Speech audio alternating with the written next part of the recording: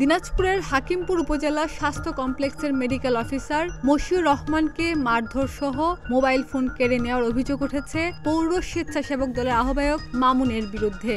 জানা যায়, বৃহস্পতিবার দুপুরে উপজেলা স্বাস্থ্য কমপ্লেক্সে কর্তব্যরত অবস্থায় মেডিকেল অফিসার মশিউর রহমানের উপর হামলা চালায় পৌর স্বেচ্ছাসেবক দলের আহ্বায়ক মামুন সহ 10 থেকে 12 জনের একটি দল।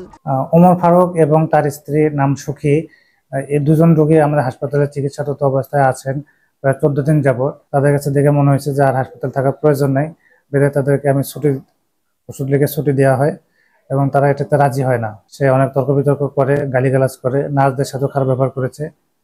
যারাই এই বিষয়ে কথা বলেছে তাদের সাথে খারাপ ব্যবহার করেছে।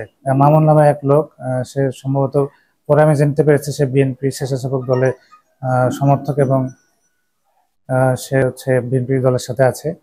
সে 10-12 জন লোক নিয়ে প্রায় আনুমানিক 1:30টার একটু পরে জরুরি বিভাগের সামনে নিচতলায়, আমি তাদেরকে বলি আপনাদের থেকে দূরে থাকেন, কিন্তু সে জোর করে গায়ে এসে আমাকে মারে। প্রথমে আমাকে মুখে ঘুষি মারে, আমাকে কয়েকজন লোক মিলে আমাকে আশেপাশে যারা ছিল ফয়সাল এবং এসএসসিএমও সহ অনেকে আমাকে হেল্প করেছে, আমাকে তাদের কাছ থেকে রক্ষা করেছে। তখন আমি এরপরে তাদের কয়েকজন ছবি নেওয়ার চেষ্টা করি, ছবি নিয়েছি মামুন সহ আর অনেকের, এবং এতে সে খেপে গিয়ে আমার মোবাইল কেড়ে নেয়। হাসপাতালের এক রোগীকে রিলিজ দেওয়াকে কেন্দ্র করে বাকবিতণ্ডা হয় স্বেচ্ছাসেবক দলের নেতার সঙ্গে। তার পরপরই আরো কয়েকজন মিলে চিকিৎসককে মারধর করে বলে জানা যায়। স্যারকে কিছু লোকজন মারধর করছে, তো দেখার পরে তখন আমরা জরুরি সেবাতে এমার্জেন্সি ছিলাম, তো রোগী ফেলে স্যারকে উদ্ধার করার জন্য যাই এবং কিছুক্ষণের মধ্যে ওরা স্যারকে মেরে স্যারের ফোনটা নিয়ে হাসপাতালের বাইরে চলে যায়। স্যারের সেগুলো চিহ্ন ছিল, চোখে একটু ফোলা ছিল, হয়তো শরীরে কিছু দাগ টাগ থাকতে পারে। আর আমাদের একটা সহকর্মী ছিল, ওর একটু স্যারকে আটকান মানে হেল্প করার জন্য যাওয়ার জন্য ওরা আঙ্গুলটা একটু কেটে যায়। পাশেই মনে হয় চণ্ডীপুর এদিকে বাসা মনে হয় ওনাদের। স্যার আমাদের ইমার্জেন্সি ডক্টরস রুম থেকে বের হয়ে যাচ্ছিল নামাজের সময়, নামাজ পড়তে। সেই সময় কিছু লোক এসে স্যারকে জিজ্ঞেস করতেছে যে আপনি কোথায় যাচ্ছেন। কথা বলার সময় দেখা গেল এক সময় এক লোক স্যারের গায়ে হাত উঠাইছে। আমরা যাইতে যাইতে দেখছি যে স্যারকে নিয়ে বাইরে চলে যাচ্ছে। স্যার 5-6 জন স্যারের গলা ধরছিল চাপায়।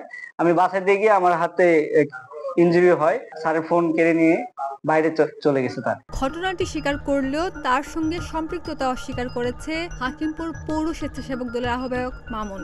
আসলে ওনাকে আমি আসলে মাইনে তর্ক করতে করতে উনি ধাক্কাটা দিছিলেন আমার, যার জন্য আমার সাথে আরো ছেলে পেলে কয়েকজন ছিল, তারা ইয়া করছে, কিন্তু তেমন মারামারি তো হয়নি ভাই। মোবাইল কে নিয়েছিল একটা, আমি নেইনি, একটা ছেলে নিয়েছিল, আবার তাকে মোবাইলটা নিয়ে যাওয়া হয়েছে।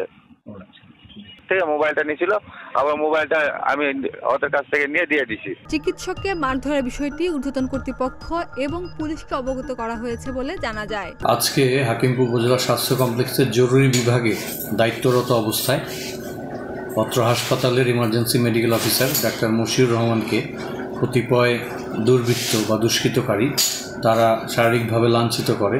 এমত অবস্থায় পত্র হাসপাতালের সকল পর্যায়ের কর্মকর্তা কর্মচারী নিরাপত্তাহীনতা বোধ করছে এবং কর্তব্যরত অবস্থায় সরকারি কর্মকর্তার উপর এমন আক্রমণ, এটা অত্যন্ত ক্ষোভ উদ্দীপক এবং সকলকে সংক্ষুব্ধ করেছে এবং এই বিষয়ে আমাদের ঊর্ধ্বতন কর্তৃপক্ষকে অবহিত করা হয়েছে।